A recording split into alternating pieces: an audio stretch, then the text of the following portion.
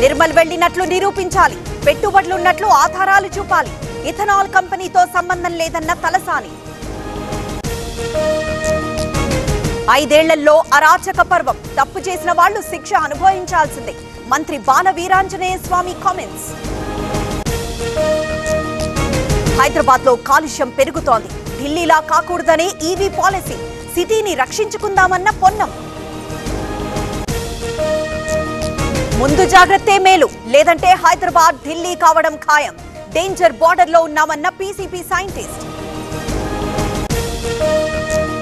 విశాఖపట్నంలో ఏసీబీ సోదాలు. ధర్మాన కృష్ణదాస్ మాజీ పీఏ ఇంట్లో చెకింగ్. శ్రీకాకుళం జిల్లాలో తనిఖీలకు కొనసాగింపు. అమలాపురం మున్సిపల్లో రసాబస. కమిషనర్ పై కౌన్సిలర్ల ఆగ్రహం. అవినీతి కాంట్రాక్టర్ కు కొమ్ము కాస్తున్నారని ఆరోపణ. సిద్దిపేట జ్యోతిబా పూలే హాస్టల్లో తనిఖీలు. పిల్లలతో మాట్లాడిన పొన్నం. ఆహారం వసతులపై మంత్రి ఆరా. రెయిన్బో హాస్పిటల్ సిల్వర్ జూబ్లీ ఆఫర్లో భాగంగా ఈ డిసెంబర్ 31, 2024లోగా రిజిస్టర్ చేసుకున్న వారికి IVF కేవలం 99,000 రూపాయలకే పొందండి. వేడుకగా తిరుచానూరు బ్రహ్మోత్సవాలు. అమ్మవారికి ప్రత్యేక పూజలు. శోభాయమానంగా ఆలయ పరిసరాలు.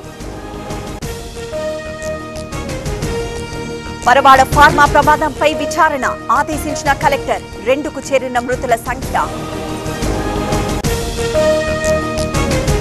అనంతపురంలో డ్రోన్ నిఘా. శివారు ప్రాంతాలపై ఫోకస్. పరుగులు పెడుతున్న మందుబాబులు.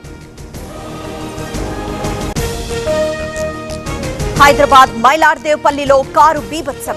లారీని ఢీకొన్న వాహనం. గాయాలతో బయటపడ్డ ప్రయాణికులు. నెల్లూరు జిల్లా పెంచలకోనలో కలకలం. బైపాస్ రోడ్డుపై చిరుత సంచారం. వీడియో తీసిన భక్తులు. అయ్యప్ప మాలధారికి breath analyser test. Thorrur depot సిబ్బంది తీరుపై విమర్శలు.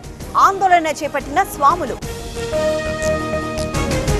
కొల్లాపూర్లో ఆర్ఐడి విద్యా సంస్థ స్వర్ణోత్సవాలు. సందడి చేసిన విజయ్ దేవరకొండ. హాజరైన Jupalli my home chairman Rameshwar Rao. నర్సరావుపేటలో స్వచ్ఛ భారత్. చెత్తను క్లీన్ చేసిన ఎమ్మెల్యే అరవింద్ బాబు. పాల్గొన్న బీజేపీ జనసేన నేతలు. కాశీబుగ్గలో అగ్ని ప్రమాదం. షాపింగ్ మాల్లో చెలరేగిన మంటలు. షార్ట్ సర్క్యూటే కారణమంటున్న స్థానికులు. వణికిస్తున్న చలి పులి. తెలంగాణలో కనిష్ట ఉష్ణోగ్రతలు. బారెడు పొద్దెక్కిన వీడని మంచు. పార్లమెంట్లో అడుగుపెట్టిన ప్రియాంక. వాయనాడ్ ఎంపీగా ప్రమాణ స్వీకారం. ఇటీవలే భారీ మెజారిటీతో గెలుపు. అదానీ అంశంపై పార్లమెంట్లో రగడ. చర్చకు పట్టుబట్టిన విపక్షాలు. కేంద్రానికి వ్యతిరేకంగా నినాదాలు. రిజర్వేషన్ల కోసం హిందూనంటే కుదరదు. ఇది రాజ్యాంగాన్ని మోసం చేయడమే. సుప్రీంకోర్టు కీలక తీర్పు.